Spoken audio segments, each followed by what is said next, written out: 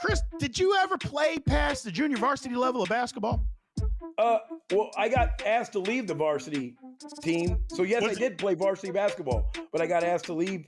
And why did you get asked to leave?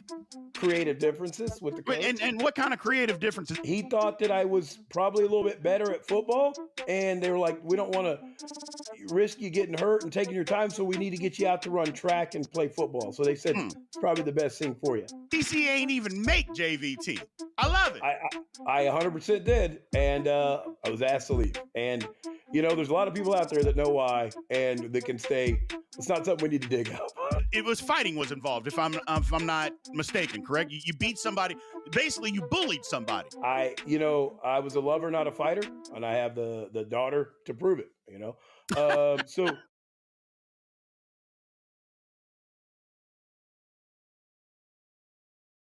Welcome to Big B Daily. No frauds allowed.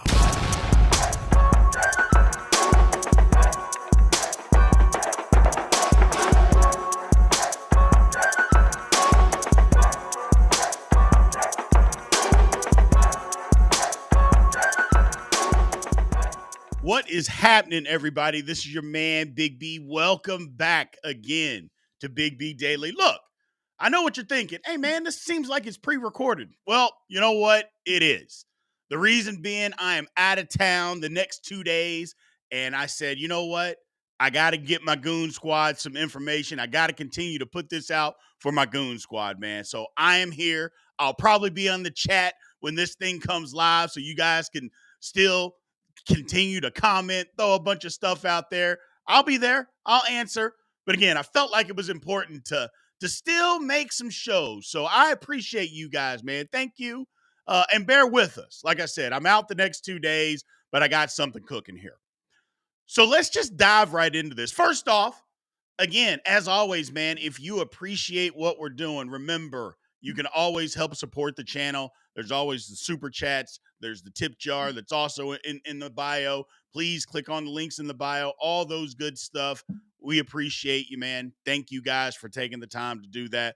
And more importantly, subscribe. Tell your buddies to subscribe. And after the fact, like, comment, all that good stuff, man. It really helps us out. Let's get into this. So UCONN, after winning the national title, are they now considered a dynasty? I mean, back-to-back, obviously back-to-back titles. And over 25 years, they've won 6 titles. That's insane. I mean, we were saying that the Patriots had a dynasty over 20 years where they won 6. So I think UCONN, I think you got to consider them the same thing. Now, I know it's a little bit more difficult in college because, guys/gals, they don't stick around long enough.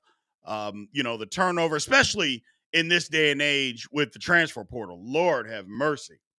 I mean, you can't, to be able to keep people around. I can't believe that Dan Hurley, what they've done, that's how you know he's an outstanding coach. He's done a phenomenal job in just keeping people around, getting them to stick, getting them to buy in to what he's selling. And they have NBA players. I mean, they had to replace 3 guys from last year's team, and it didn't look like, not only did they not miss a beat, they looked better than what they were a year ago. It's incredible what's going on at UConn, but I think it's a dynasty. Now, the question came up, is the dynasty required, are you required to be a dynasty to be a blue blood? And my answer to that was no, you don't. Because look at North Carolina. North Carolina, by all intents and purposes, is absolutely a blue blood. You can't say that they're not. I mean, we all know that North Carolina is a blue blood. However, dynasties require titles. And if you think about North Carolina, all those early Dean Smith teams, all those great teams that he had, late 60s, early 70s, or throughout the 70s, they didn't win a title. He didn't win his first title till 1982. So while they're a blue blood, they never had a dynasty. They didn't win the second title until 93. Roy Williams comes along. They win, but They never had a dynasty, or what we would consider to be a dynasty. So you don't have to be a dynasty in college to be a blue blood. Now, on the flip side of that, people say that UCLA is a dynasty. Now, look, UCLA's got a lot of work to do to update that resume. But okay, they're a blue blood. They had the definition of a dynasty. Lord have mercy. I mean, they won 10 titles in 13 years. I mean, that is literally the definition of a dynasty, is what UCLA was. Now, again, they got to update their resume. It's like we pushed some people out of the blue blood status. Like I pushed out Indiana to put UConn in. I mean, Indiana, no title since 1987. And you can say what you want. They haven't even been relevant. But maybe a handful of those years since then. Maybe a handful. And that's where the issues come in for me. It's like, you got to keep updating your resume with this blue blood thing. UCLA's got to do it. Indiana's got to do it.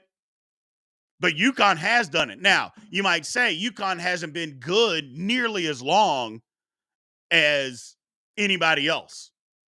I get that. And they haven't been around, haven't been known, haven't been on the national scene as an Indiana or UCLA. But they've done just as much damage, even more than, Indiana has 5 titles. In that long history, they have 5 titles. Same with Duke. UConn's got 6 in 25 years. I just think that's incredible. I think that's blue blood status. I think it's dynasty status. I really do. I really do. Because, they've won back-to-back. At what point do we say that, yeah, this is a dynasty? If winning back-to-back and winning 6 titles in 25 years isn't a dynasty, what is? Seriously, what is? Does everybody have to be UCLA? Come on. That's not realistic. Not even close to realistic. Or you could even say Duke.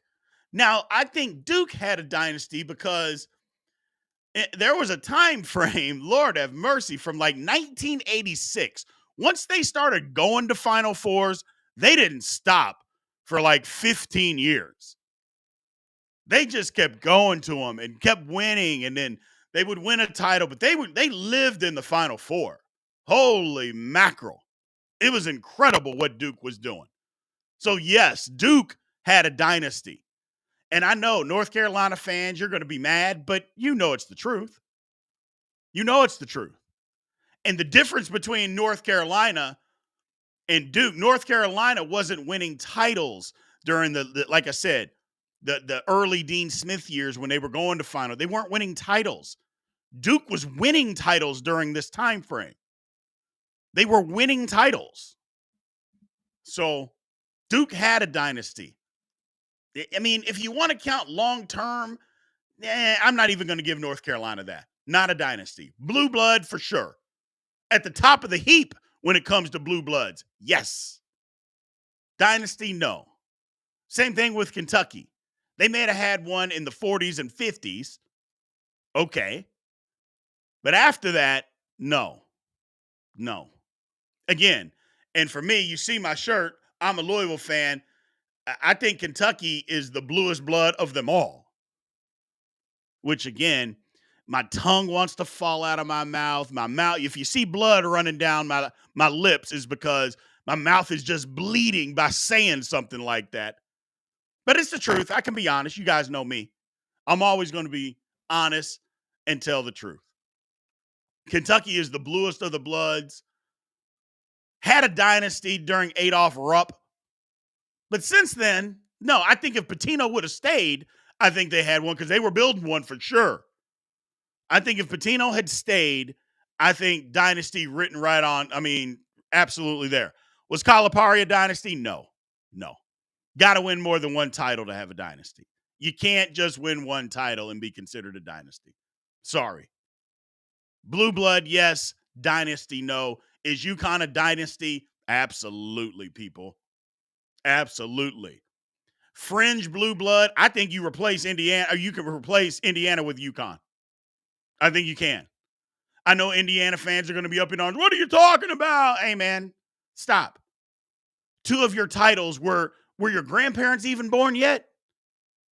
That's when 2 of their titles came. I mean, maybe your grandparents were born.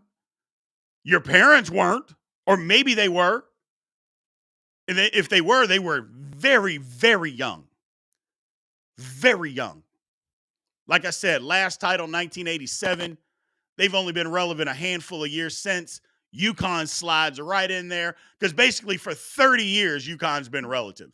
Dan Hurley is right. UConn's been running college basketball for 30 years. He's right. And over the last 25, 6 titles, give them blue blood status, make them a dynasty. Let's move on. I appreciate everybody that shows up as always, man. Monday through Friday, 9 a.m. Central Time, Big B Daily. Even when I'm not there, we're still bringing it to you, people. We're still bringing it to you.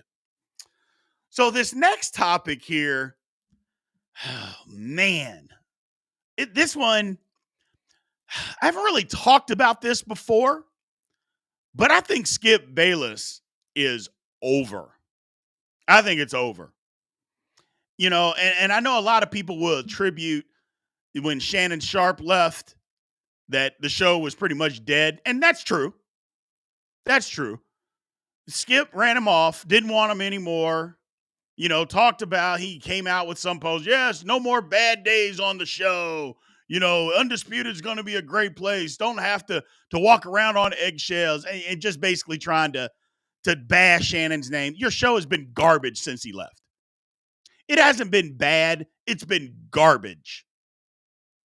And here's the reason why, people.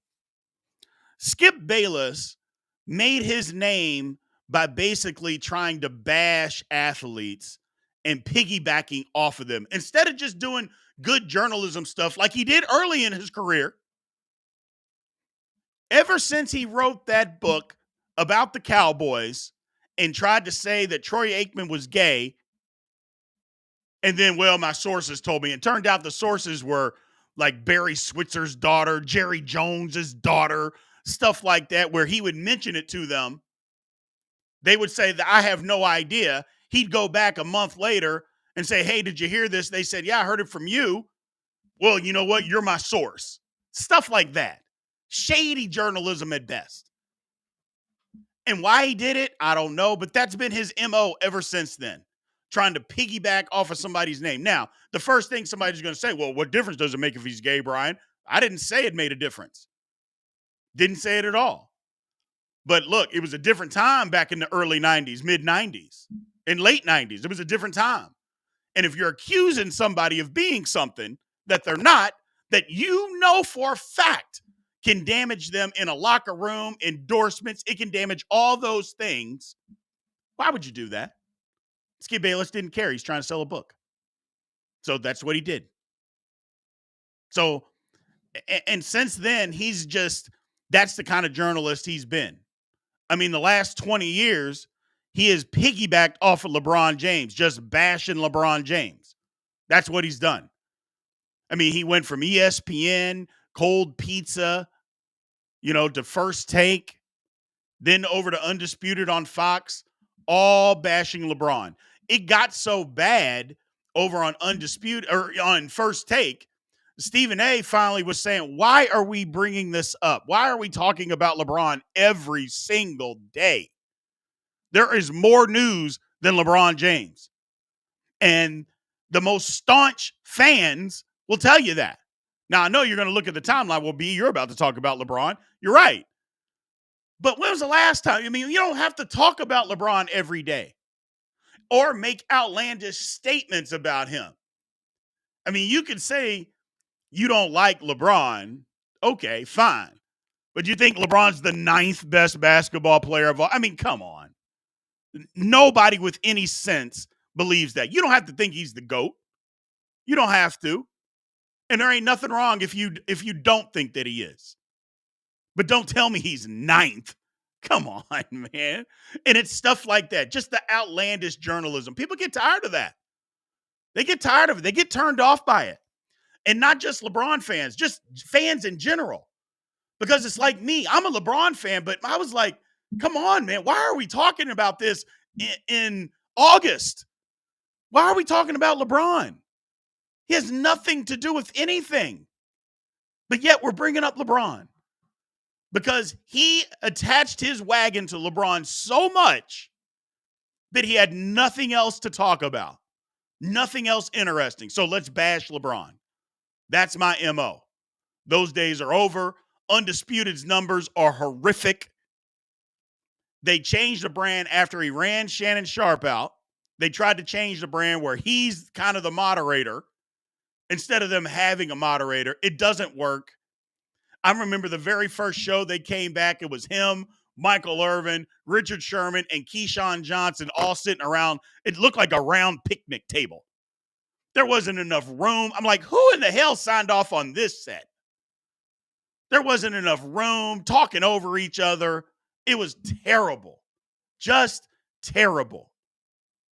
And now the reports, they're getting like 45,000 views a day. There are YouTubers doing lives that are crushing that. Hopefully, y'all can help Big B Daily get to that. But I don't have a big studio backing me. I don't have a big network backing me. And neither do the YouTubers that are crushing his numbers. But his days are over.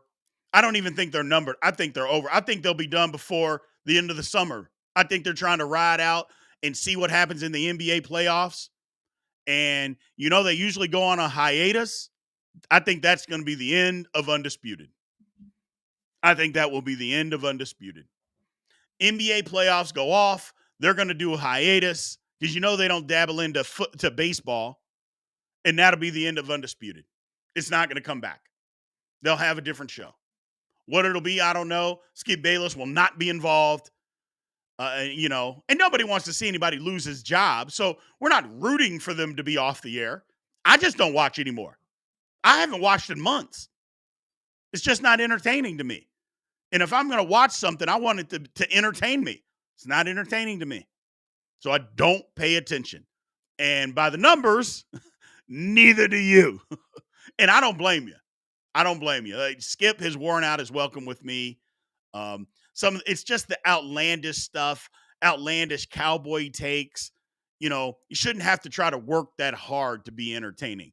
Tell the truth, try to be funny, bring up good, solid points. Every now and then you're going to dabble into a little bit of clickbait stuff. We all do. That's all fine. But some of it's got to be built upon truth or fact or something.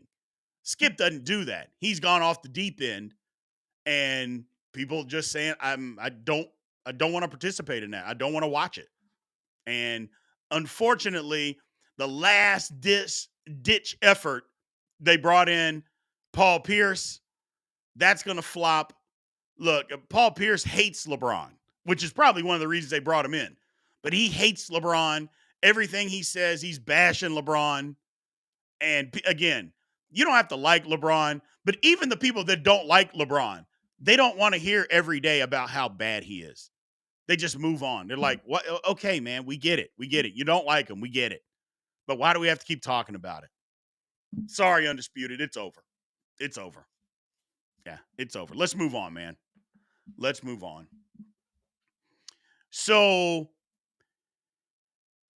I thought about this topic for a while too, people. Well, I thought about this one for a while. By the way, Monday through Friday, Big B Daily, 9 a.m. Central Time, live on YouTube, live on TikTok. The NBA is going to need another LeBron James. Now, hear me out. I'm talking about a guy that's a physical freak.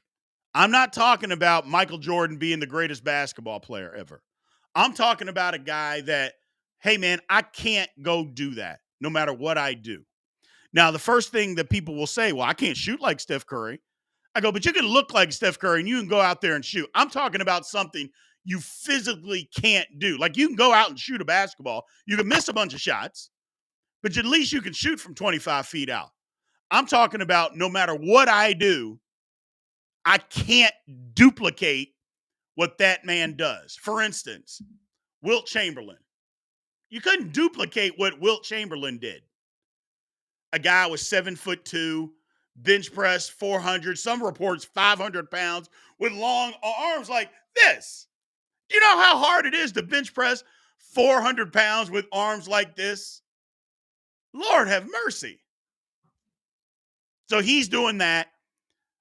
High jumping the old way where they were going over top. He was a big 12 or a big 8. I think it might even be called a big 6 back then. High jump champ. And he did it the old way where they went over front first. They didn't even get that flip of your body. He's just jumping over the thing, which is crazy. You can go back and YouTube some of that.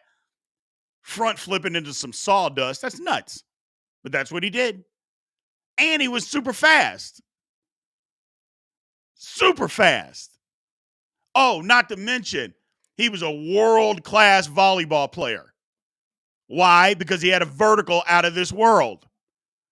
That's what I'm talking about when I talk about a freak of nature. Nobody is LeBron. Like, you can say, look at Michael Jordan. Well, Kobe mimicked him and could do what Michael Jordan could do. I'm not saying he's as good a basketball player, so people relax. But he could do the things that Michael Jordan could do. People can't do the things that LeBron can do. You're not physically capable of doing it. Being 6'9", 265, I think he was 270 at his peak, being the best athlete on the court, the fastest guy on the court. Nobody's doing that. And that's what I'm talking about. Who's going to be the next that? We thought it was Zion. And Zion couldn't keep it together. He could. First off, Zion's first problem was who drafted him. New Orleans Pelicans, he didn't want to be there. That's number one. Didn't want to be there. Thought that he could pout and eat his way out of town.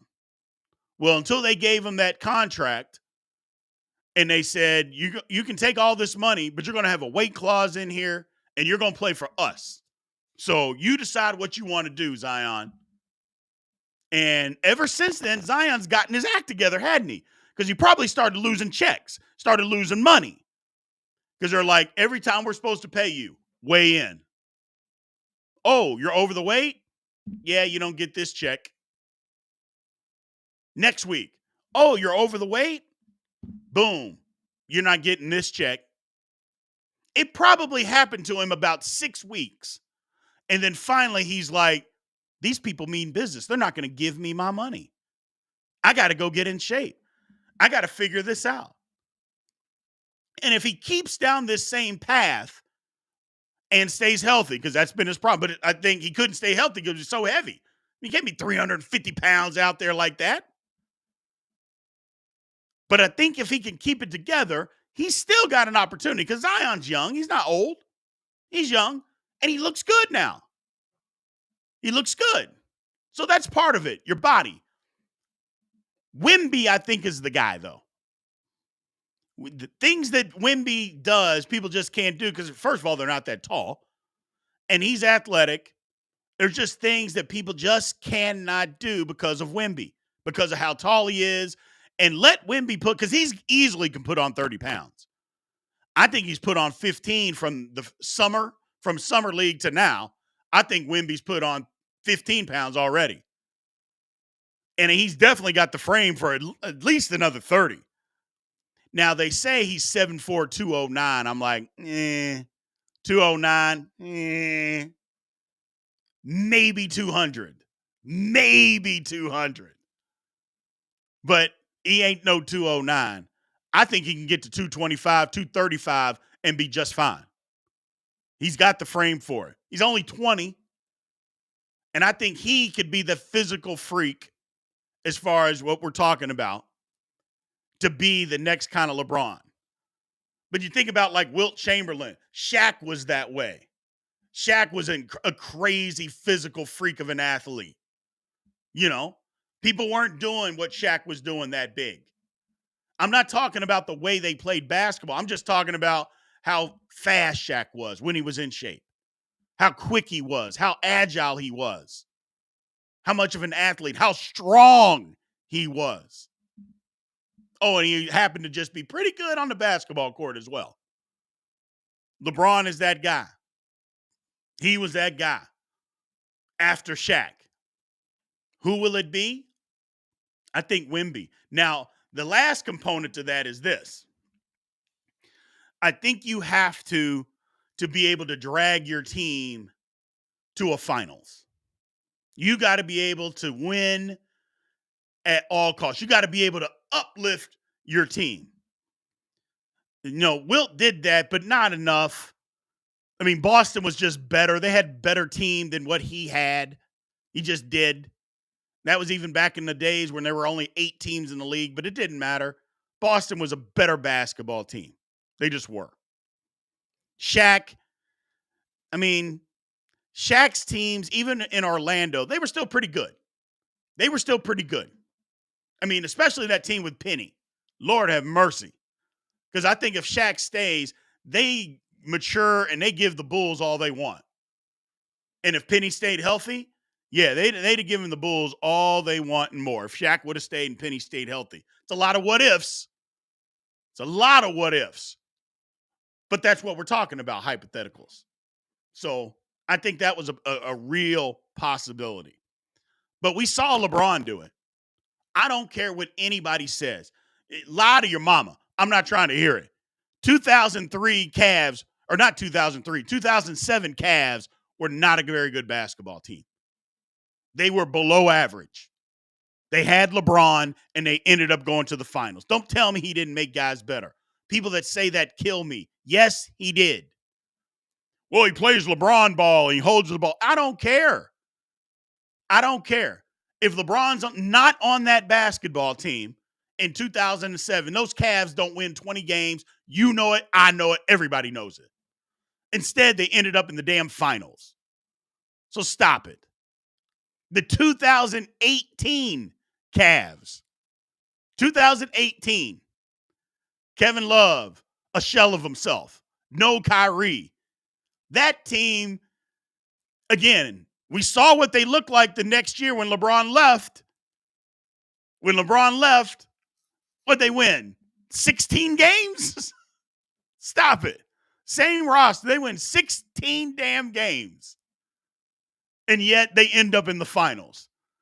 Well, but they got swept. Yeah, they got swept by the Warriors, who had KD, Steph Curry, Klay Thompson, Draymond. I mean, who was going to beat them? Nobody did.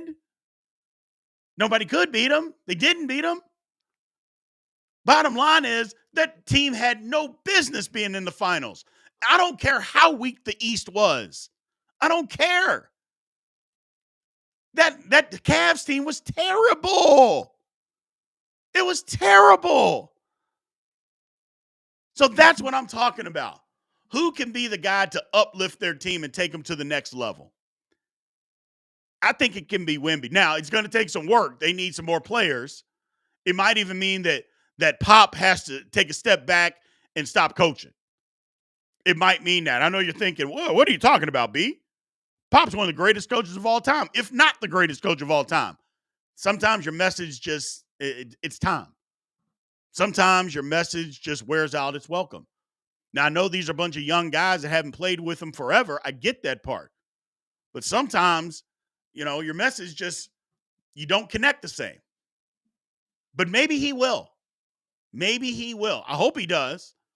Because I think Wemby with the weight and get some more pieces around him, I think they can do something. I think they can do something as early as next year. The problem is, do free agents want to go to San Antonio? Probably not. So they're going to have to get drafted and build around them. So how long will that take? I don't know. But as far as being the absolute next LeBron, I think it's Wemby. I think Zion still had a chance. Maybe. Because I think if Zion got traded to the Knicks, I think we see an all-new Zion. I think if Zion got traded to the Knicks, we'd see a totally different player. More motivated. I think we would see a totally different guy. He just hates it in New Orleans, and you can see it. He doesn't like being there. But he also doesn't like his money getting taken away from him. So he's going to continue to do what he needs to do to keep his money. So, but we'll see, man. We'll see. I appreciate everybody, man. Thank you guys for taking the time. Like I said, I'm out of town on Thursday and Friday, but I wanted to make sure that we had a show for you guys. I thought that was important. I thought that was very important. So, again, when you see it, continue to live chat. I'll be in there when the show comes on. So you guys continue to leave comments, talks amongst yourselves, talk to me. More importantly, after it comes out, make comments on the actual video itself. Like it, share it. Make sure you subscribe if you haven't already. Tell your buddy to subscribe. We appreciate everybody that has supported us. Thank you very much. And we'll have another one again for you tomorrow, man. Aloha.